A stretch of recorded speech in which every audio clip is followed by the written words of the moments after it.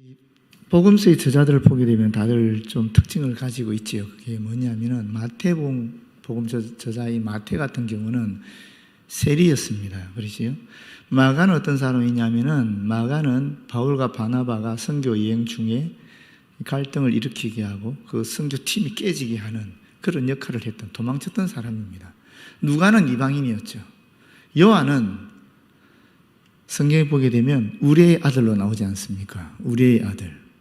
그 우리의 아들이라 한 이유 중에 보게 되면 그 성질이 나오는데 보게 되면 기적을 행하는 다른 동료들에 대해서 질투심을 느꼈다는 얘기도 나오고요. 또 천국에서 가장 좋은 자리를 차지해야 된다고 주장하기도 했고, 또 자기들을 적대시한 동네에는 하늘에서 불이 내려져서 그 동네 사람을 다 멸하게 요청하기도 했습니다. 그만큼 급한 사람이었다라는 것이요. 성격이 아주 급한, 베드로만큼이나 급한 사람이 요한이었습니다.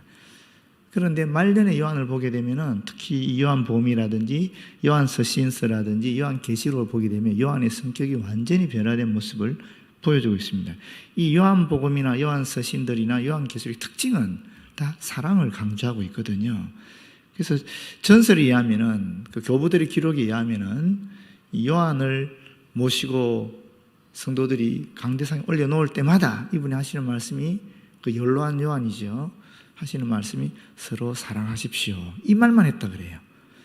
그러니까 사실 이 복음서의 저자들은 다 문제가 있는 사람들이었음에도 불구하고 하나님의 아들인 예수 그리스도를 통해서 다 변화된 사람이라는 거예요.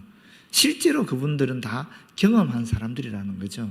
자신들의 경험을 기록했다라고 볼 수 있고 실제로 주님에 의해서 그 자신들이 변화된 사람이었다 하는 것이 매우 중요하리라고 여겨집니다. 요한의 뜻은 여호와께서 은혜를 베푸셨다 하는 뜻이고, 앞에서 말씀드린 것처럼 이 세베대가 아버지고 어머니는 살로메지요. 그리고 예수님께서 십자가에 못 박혀 있을 때 그 현장에 있었던 사람입니다.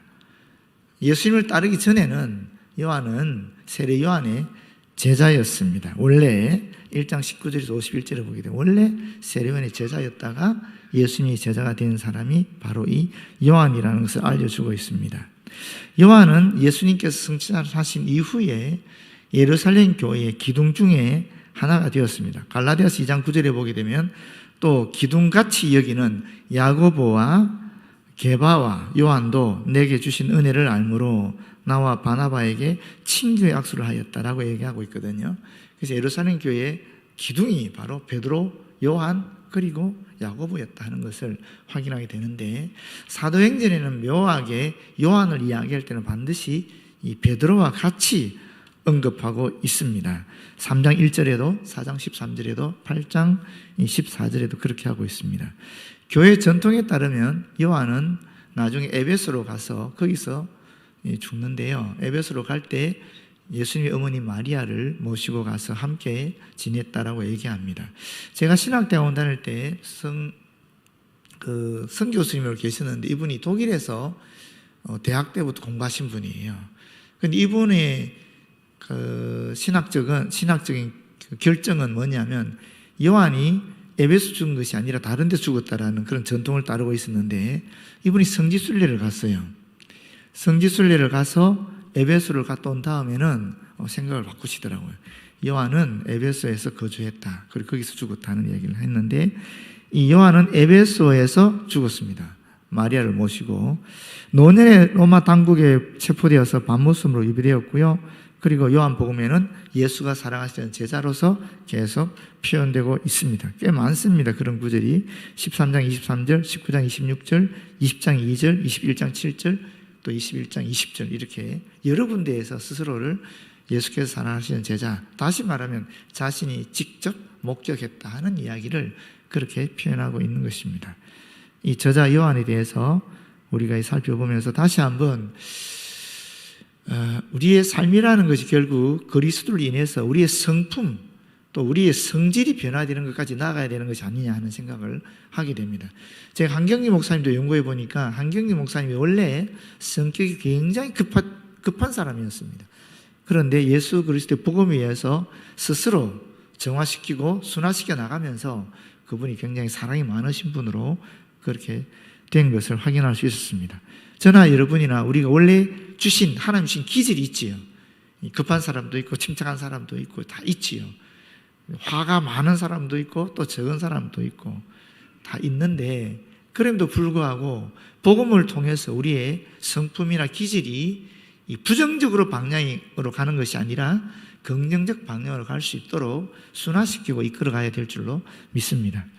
두 번째, 역사적인 배경입니다. 이 기록 연대는 80년에서 90년경입니다. 공관복음이 기록된 이후에 이 요한복음 기록되었고요. 또 동시에 요한서신들과 요한계시록 이전에 기록되었다고 보기 때문에 보통은 90년경 이렇게 많이 이야기합니다. 기록 장소는 요한이 거주했던 에베소였고요. 기록 목적은 전도가 목적이었겠지요. 믿는 사람들이 자신의 믿음 가운데서 자라가도록 세워주고 또 영적인 원리들을 이해하는 데 도움을 주기 위해서 기록했다라고 볼 수 있겠습니다. 요한복음의 핵심 동사 하나를 딱 고른다면 뭘까? 믿는다라는 것입니다. 믿는다라는 것은 지식과 결단이 필요하다라고 요한은 이야기하고 있습니다. 8장 32절에 보게 되면 진리를 알지니 진리가 너희를 자유케 하리라. 진리를 알아야 된다는 거죠. 지식이 필요하다는 것입니다. 예수님이 누구신지 알아야 된다는 것입니다. 예수님은 하나님의 아들이시다. 예수님은 하나님이시다. 이런 것을 알아야 된다는 것입니다. 예수께서 나를 위해 십자가 못 박혀 돌아가셨고 그분을 우리가 받아들이면 우리는 영원한 생명을 얻는다. 이런 가장 기본적인 예수 그리스도에 대한 지식을 알아야 되고, 두 번째, 그 알매 그치는 것이 아니라 내가 결단해야 된다는 것입니다. 그 예수를 나의 구주로 받아들여야 된다는 것이죠. 그래서 1장 12절에 영접하는 자, 곧 그 이름을 믿는 자들에게는 하나님의 자녀가 되는 권세를 주셨으니 라고 말씀하고 있는 것입니다. 요한복음은 두 번째로 공관복음서를 보충하기 위해서 기록되었습니다. 아시다시피 특별히 헬레니즘의 문화권에 있는 그런 독자들, 그런 성도들에게 그리스도의 신성과 사역에 대한 적절한 신학적인 해석이 필요했는데 요한이 그러한 해석을 제공해주고 있습니다. 세 번째 주제입니다. 이 요한복음의 주제가 무엇인가? 하나님의 아들 예수 그리스도에 대한 믿음과 배척에 대한 이야기입니다. 하나님의 아들을 믿는 사람들에게는 영생이 주어지고 하나님의 아들을 거절하는 사람들에게는 하나님의 저주가 주어진다라는 것을 이야기하고 있는 것입니다. 네 번째로 요한복음에 나타난 예수는 누구신가? 하나님의 아들 예수 그리스도이시죠. 요한복음은 성육신하신 하나님의 아들의 그 신성을 가장 확실하게 표현한 성경입니다. 9장 11절에 나오는 예수라는 그 사람이 바로 6장 69절에 나오는 하나님의 거룩하신 자이다 하는 것이죠. 예수님의 7가지 표적과 7가지 나는 무엇이다 에고 에임이라고 얘기했죠. 그죠? 이 라는 말씀은 다 예수님의 신성을 나타내 준다라고 볼 수 있겠습니다. 7가지 표적 앞에서 다 나왔습니다. 물로 포도주를 만든 표적이죠. 이것은 예수님은 생명의 근원이시다 하는 것을 알려주는 것입니다. 왕의 신하의 병을 고치는 기적은 예수님은 거리를 초월해서 넘어서서 역사하시는 분이시다 하는 거지요. 베데스다 연못에 38년 된 병자를 고친 기적은 예수님은 이 38년이라는 시간도 넘어서는 분이시다. 거리와 다시 말해 시간과 공간을 초월하시는 분이 예수 그리스도이심을 알려주는 것입니다. 오병이의 기적은 예수님은 생명의 떡이심을 알려주는 것이고, 물 위를 걸으신 기적은 예수님은 자연을 다스리는 분이시라는 것을 우리에게 알려주고 있습니다. 날 때부터 소경된 자를 고치신 기적은 예수님은 세상의 빛이라는 것을 알려주고 있고요. 죽은 지 나흘 된 나사로를 살리신 마지막 7번째 기적은 예수님은 죽음을 다스리는 권세를 가진 분이라는 것을 우리에게 알려주고 있습니다. 그리고 7가지 에고 에이미가 있지요. 나는 무엇이다? 나는 생명의 떡, 나는 세상의 빛, 나는 양의 문, 나는 선한 목자, 나는 부활이요 생명, 나는 길이요 진리요 생명, 나는 참 포도나무이다 하는 7가지 에고 에이미에 대한 이 기록들도 전부 예수 그리스도의 신성에 대한 그런 기록들이라고 볼 수 있겠습니다. 그리고 예수님은 자신을 구약의 야훼 하나님과 동일시하고 있습니다. 야훼라는 말이 나는 스스로 있는 자다 하는 말이거든요. 그런데 예수님 스스로 나는 하나님과 동등하다 하는 이야기를 합니다. 10장 30절에 나와 하나님은 하나이시다. 나와 아버지는 하나이시다. 이렇게 말씀하셨고, 또 14장 9절에도 보게 되면 예수께서 이르시되 빌리바 내가 이렇게 오래 너희와 함께 있으되 내가 나를 알지 못하느냐. 나를 본 자는 아버지를 보았거늘 어찌하여 아버지를 보이려 하느냐. 나를 봤으니까 아버지를 봤다. 나와 하나님은 하나이다 하는 것을 이야기하는 것이요. 그리고 예수님은 메시아라고 스스로 이야기하십니다. 4장 25절 26절에 보면 선한 사마리아인의 비유겠지요. 죄송합니다. 그 사마리아 여인에 대한 이야기지요. 거기 보시면 여자가 이르되 메시아 곧 그리스도라 하는 이가 오실 줄을 내가 아노니 그가 오시면 모든 것을 우리에게 알려주시리다. 이렇게 말했는데 그때 예수께서 이르시되 네가 말하는 내가 바로 그다. 내가 바로 메시아다. 이런 이야기를 이 여자에게 하고 있습니다. 사마리아 여인에게 하고 있습니다. 8장 24절에도 이런 말씀을 하십니다. 그러므로 내가 너희에게 말하기를 너희가 너희 죄 가운데서 죽으리라 하였노라. 너희가 만일 내가 그인 줄 믿지 아니하면 너희 죄 가운데 죽으리라. 그인 줄, 메시아라는 말이죠. 너희가 내가 그리스도인 줄, 메시아인 줄 믿지 아니하면 너희는 죽는다는 말씀을 예수님이 직접 하고 있는 것입니다. 그리고 1장 1절에 보게 되면 예수님은 말씀이라는 이야기를 하시죠. 태초에 말씀이 계시니라. 이 말씀이 하나님과 함께 계셨으니 이 말씀은 곧 하나님이시니라. 8장 58절에도 이렇게 말씀하십니다. 예수께서 이르시되 진실로 진실로 너희에게 이르노니 아브라함이 나기 전부터 내가 있느니라. 이 모든 내용이 다 예수께서 신성을 가지신 하나님의 아들 그리스도이심을 계속적으로 알려주고 있는 말씀들이라고 볼 수 있겠습니다. 요한복음의 구조를 살펴보면은 요한복음은 기본적으로 이 연대순으로 기록된 것이 아닙니다. 누가복음이 연대순으로 기록됐죠. 그리고 이 요한복음은 사실은 주제순으로 배열되어 있다고 볼 수 있겠습니다. 특별히 7가지 표적과 이 7가지 에고 에이미 나는 무엇이다 하는 이런 말씀을 중심으로 구성이 되어 있습니다.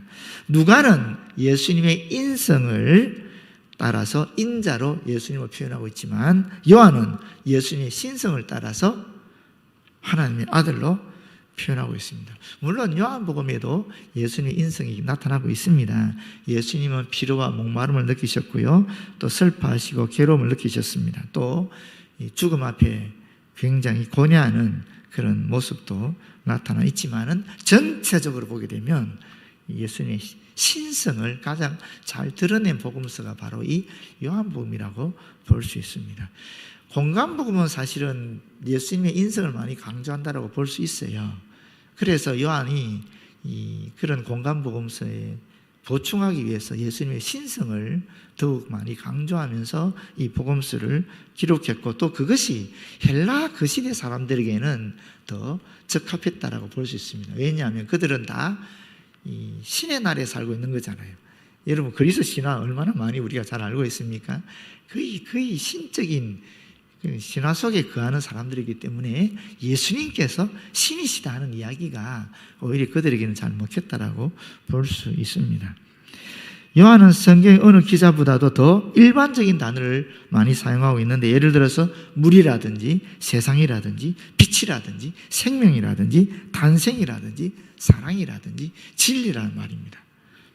이 평범한 단어들에 요한은 심오한 의미를 담아내고 있습니다. 그래서 우리가 요한복음을 연구할 때는 이런 단어들에 대한 의미를 해석하는데 좀 더 많은 노력을 기울여야 된다고 합니다.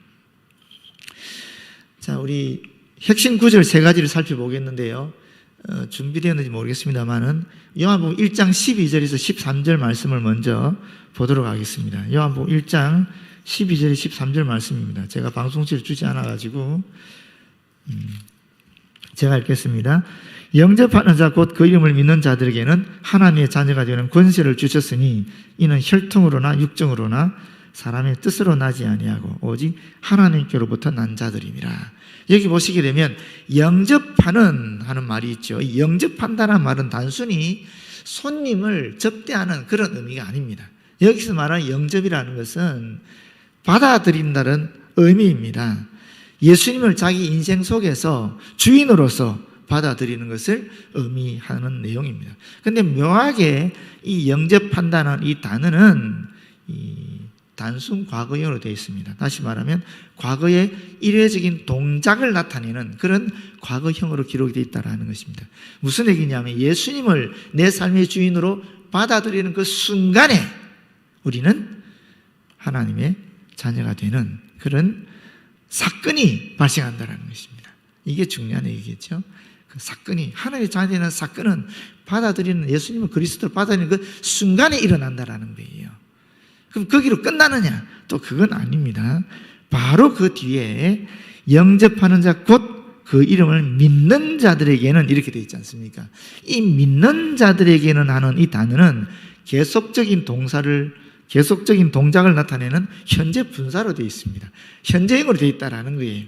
무슨 얘기냐면은 이 단 일회적으로 예수를 그리스도로 내가 받아들일 때 나는 하나님의 자녀가 되는데, 그런데 그것이 계속적으로 내 삶에 있어서 예수께서 나의 주인이신 것을, 나의 구세주인 것을 고백하는 그런 계속적인, 지속적인 삶을 살아야 된다는 것을 우리에게 알려주고 있는 것입니다. 다시 말하면 온전한 신앙이 뭔가? 온전한 신앙이라는 것은 예수를 믿음으로써 내 인생 속에 받아들이고 그것을 매 순간순간 지속적으로 고백해야 된다는 것입니다. 한순간도 스스로 내 삶의 주인이 나라고 생각해서는 안 된다는 이야기를 우리에게 알려주고 있습니다. 이 구원에 대해서는 제가 여러 번 말씀드렸기 때문에 여러분 더 이상 논할 필요가 없겠지만 그것만 생각하시면 되죠. 구원이라는 것이 세 가지를 그랬잖아요. 칭의의 구원이 있고 성화의 구원이 있고 영화의 구원이 있다. 그걸 쉽게 이야기하기 위해서는 암 환자가 병원에 왔을 때 의사로부터 암 진단을 받고 그리고 암 수술을 해서 수술이 잘 되면 이 칭의 구원이 일어난 거죠. 암 환자에서 벗어났으니까. 그러나 그럼에도 불구하고 5년간 계속적으로 약을 먹으면서 건강 유의하면서 음식 식이 조절하면서 계속 관심을 가지고 지켜나가야 되지 않습니까? 이것이 성화라고 얘기하잖아요. 그리고 우리가 하늘나라 가는 것, 그게 영화라 그러지 않았습니까? 칭의도 구원이고 성화도 구원이고 영화도 구원이고 이걸 다 합쳐서도 구원이라고 볼 수 있습니다. 여기서 영접하는 그 과거의 한순간을 통해서 우리는 칭의의 구원을 얻게 되는 것이고, 그리고 믿는 자들, 예수 이름을 믿는 매 순간순간 주께서 나의 삶의 주인이십니다라는 그 고백하는 삶을 지속적으로 살아가는 그것이 바로 성화의 삶, 성화의 구원이라고 볼 수 있지요. 그렇게 보시면 좀 더 쉽게 이해하리라고 싶습니다. 여기 그 이름을 믿는 자들에게는 누구든지 얼마든지 많이 라는 뜻을 포함하고 있는데, 예수님의 이름을 믿는다는 것은 곧 예수님의 존재 그 자체를 믿는다는 것을 의미하는 것이죠. 다시 말하면 예수님을 영접하는, 예수님을 받아들이는 방법이 뭐냐? 바로 믿음이라는 것입니다. 믿음을 통해서 우리는 예수님을 우리 구세주로 받아들이게 된다 하는 이야기를 하고 있습니다. 그렇게 할 때 어떻게 됩니까? 하나님의 자녀가 되는 권세를 우리가 얻게 된다는 것입니다. 하나님의 자녀, 양자가 아니죠. 출생을 통해서 태어나는 바로 그 친자가 된다는 것입니다. 이 권세라는 말도 우리가 좀 권세라는 게 무슨 능력 같은 걸로 생각하기 쉬운데, 보다 더 정확한 의미를 말씀드리면 권리라는 뜻입니다. 권리. 하나님의 자녀가 되는 그 권리를 얻게 된다는 것입니다. 하나님의 자녀는 권리를 얻게 되니까 우리가 하나님의 아들이라는 명분을 앞으로 얻게 되는 것이고, 동시에 이제 하나님의 유업, 그리스도께서 받으신 그 유업을 그리스도와 함께 하나님으로부터 우리가 얻게 되는 것이죠. 그러면서 우리는 자연스럽게 능력이, 권능이 우리 안에서도 행사되게 되는 것입니다. 그래서 권리라는 말이 더 바람직한 해석이라고 볼 수 있습니다. 우리는 하나님의 자녀라는 권리를 획득했다라는 거예요. 그게 대단한 거죠. 또 물론 우리가 이 권리를 생각하면 항상 우리는 의무도 자연스럽게 따라온다는 것을 아시지 않겠습니까? 이는 혈통으로나 육정으로나 사람의 뜻으로 나지 아니하고 오직 하나님께로부터 난 자들입니다. 그리스도인들은 그 기원이 인간적 기원이 아니라는 거예요. 신적 기원을 가지고 있다는 거예요. 인간이 스스로 추구해서 하나님의 자녀가 되는 것이 아니라 하나님께서 우리를 선택하셔서 예정한 섭리에 따라 예수 그리스도를 믿게 하심으로 말미암아 하나님의 자녀가 되게 했다는 것입니다. 다른 모든 종교는 스스로 찾아가는 종교라 그런다면, 그러나 기독교는 하나님께서 우리를 찾아오신 신적 기원을 가진 그런 종교다라는 것을 우리는 여기서 다시 한번 확인하게 됩니다. 근데 여기 우리가 예수님을 우리 인생 속에 받아들인 그 순간부터 어떤 변화가 일어나는가? 진짜 예수님을 나의 구주로 받아들이게 되면 성경의 표현에 의하면 옛 사람은 죽고 새로운 사람으로 변화되는 것이죠.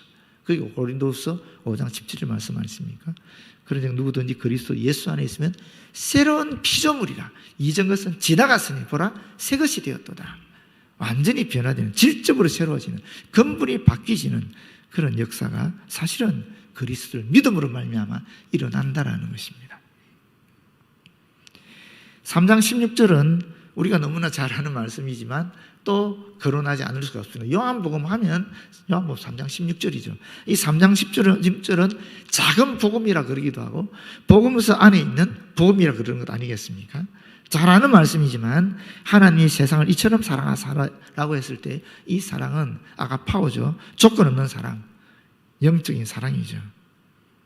그런데 사실 하나님이 세상을 이처럼 사랑하사라고 했었을 때 그 당시 유대인들은 이 말씀을 좀 이해하기 어려웠어요. 왜냐하면 하나님이 사랑하는 대상이 누굽니까?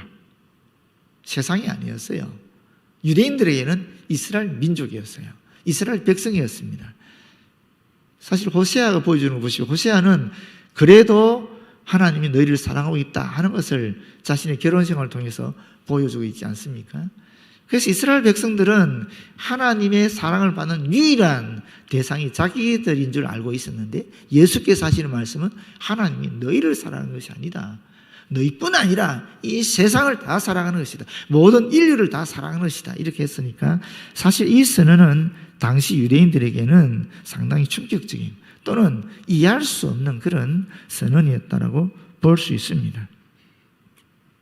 그러면서 이제 믿는 자마다 멸망하지 않고 영생을 얻게 하신다라고 하는데, 이 멸망하지 않고 하는 이 동사의 의미도 사실은 이 성부 하나님께서 독생자 그리스도를 믿어서 영원히 회복이 불가능한 소망이 단절된, 다시 말하면 영원한 죽음에 절망적인 운명에 이르지 않도록 하셨다 하는 의미가 이 말에 담겨 있어요. 다시 말하면 하나님께서 멸망치 않게 하셨다라는 거예요. 그 주체가 우리 스스로 믿어서 구원을 받은 것이 아니라 하나님께서 멸망하지 않도록 우리에게 독생자도 보내주셨고 영원한 생명도 허락하셨다. 이런 이야기를 이 속에 담고 있습니다. 영생도 우리가 종종 우리가 영생 그러면 영원 불멸한 그런 상태를 자꾸 착각하는데요. 그게 만약에 영생이라면 문제가 생깁니다. 왜냐하면 지옥도 영원하잖아요. 천국도 영원하지 않습니까? 그럼 지옥에 간 사람도 영원에 거하기 때문에 단순히 영생이란 개념을 이 영원 불멸의 개념으로 보게 되면은 지옥에 간 사람도 영생을 얻게 된 것처럼 여기지기 때문에 이것을 영원 불멸의 개념으로 보기보다는 예수를 그리스도로 믿음으로 말미암아 일어나는 하나님과의 새로운 관계로 보는 것이 훨씬 더 바람직합니다. 다시 말하면 현재에도 내가 그리스도를 통해서 하나님과 친밀한 관계를 갖게 되는 것이 영생이라는 겁니다. 그리고 자연스럽게 죽게 되더라도 우리가 하늘나라에서 하나님과 친밀한 그리스도를 통해서 관계를 맺게 되는 것, 그 지속시켜 나가는 것, 그것이 바로 영생이지 단순히 영원 불멸의 개념은 아니다 하는 것을 다시 한번 확인하면 좋을 것 같습니다. 영생은 하나님과의 교제가 친밀함이 단절되는 그런 죽음과 반대되는 개념이다라고 보시는 것이 가장 좋겠습니다. 지금 내가 주님과 친밀한 관계를 맺고 있다. 내가 영원한 삶을 살아가고 있는 것이고, 지금 내가 그리스도인이지만 하나님과 친밀한 관계를 맺고 있지 않다라고 얘기한다면, 비록 그리스도인이지만은 그 순간에는 나는 영생을 살아가는 존재가 아닌 거지요. 이런 이런 우리 내면의 어떤 각성 또는 내면의 영적인 그런 깨달음 또는 이 세밀한 판단이 사실은 하나님과의 관계, 친밀한 관계를 전제로 할 때 우리의 삶에 있어도 깊은 신앙생활을 가능케 하는 그런 원인이 될 줄로 믿습니다. 마지막 20장 31절 본문 말씀입니다. 이 요한복음 기록한 목적이 두 가지로 나오거든요. 오직 이것을 기록하면 첫 번째, 너희로 예수께서 하나님의 아들 그리스도이심을 믿게 하려 함이고, 둘째는 또 너희로 믿고 그 이름을 힘입어 생명을 얻게 하려 함이라. 어떻게 보면 이게 두 가지 구분되어 있지만 그러나 사실은 한 가지를 얘기하는 거죠. 왜 그렇습니까? 믿음을 통한 구원 아닙니까? 믿음과 구원은 불과 분리의 관계가 있기 때문에 결국은 믿음을 통한 구원을 주기 위해서, 알리기 위해서 이 요한복음을 기록했다라고 볼 수 있습니다.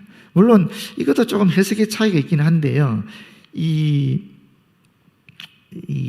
부분을 불신자들에게 믿음을 갖게 하는 것으로 봐야 될지, 아니면 초신자들이 또 믿음을 견지하게 하려고 했는지, 이런 해석의 차이는 있지만 그럼에도 불구하고 결론은 똑같지요. 결국 예수를 그리스도로 믿음으로 말미암아 영원한 구원을 얻게 하려 함이 바로 이 복음서를 기록한 목적이다라고 분명히 예시하고 있는 것입니다. 결론적으로 말씀드려서 저와 여러분은 요한이 그토록 원했던 구원을 얻은 사람들이잖아요. 근데 우리가 구원을 자꾸 다르게 생각하니까 문제인데, 구원은 간단히 말하면 하나님과의 친밀한 관계를 유지해 나가는 것입니다. 그게 구원입니다. 여러분 마음속에 그저 아버지 하나님 이랬을 때 우리 마음이 따뜻해지고 고마워지고 감사하는 마음이 일어나고 기쁨이 있고, 그러면 친밀한 관계가 유지되는 것이죠. 그렇지 않겠습니까? 비록 내가 좀 실수하고 잘못한다 할지라도 내 마음속에서 아버지 하고 얘기할 수 있으면 여전히 아버지와 아들의 관계, 아버지와 딸의 관계를 유지하는 친밀한 관계지요. 근데 내가 죄를 지었어도 실수했어도 주님을 기억하지 않고 하나님과의 관계에서 멀어진 개념이 아니라 아예 생각지 않는다 하면 그건 상당히 문제가 있는 지금 단계에 들어가 있다고 볼 수 있겠지요. 어쨌거나 우리가 늘 우리의 삶 속에서 이미 우리는 예수를 그리스도로 받아들인 존재들인데, 문제는 지금 우리의 삶 속에서 하나님과 우리가 얼마만큼 친밀한 관계를 유지하고 있는가, 그것이 오늘 우리의 말씀을 통해 다시 한번 확인하고 또 우리가 더욱 주님과의 친밀한, 하나님과의 친밀한 관계에 가기 위해서 애를 써야겠다는 것을 새롭게 알아차렸으면 좋겠습니다. 네, 기도하겠습니다. 하나님 고맙고 감사합니다. 예수 그리스도께서 우리의 구세주이신 것을 우리는 받아들였지만 우리의 삶 속에서 계속적으로 주께서 우리의 구주이심을 고백하는 증언의 삶이 여전히 부족함을 주님 앞에 고백하지 않을 수 없습니다. 그럼에도 불구하고 하나님께서 나의 아버지이시고 하나님께서 우리의 주인이신 것을 놓치지 않도록 인도하신 것 고맙고 감사합니다. 주님이 오시는 그날까지, 우리의 사명이 다하는 그날까지 주님 하나님과 이 친밀한 관계가 그리스도로 인하여 계속 유지되는 은총을 우리에게 베풀어 주시옵소서. 예수님 이름으로 기도드립니다. 아멘.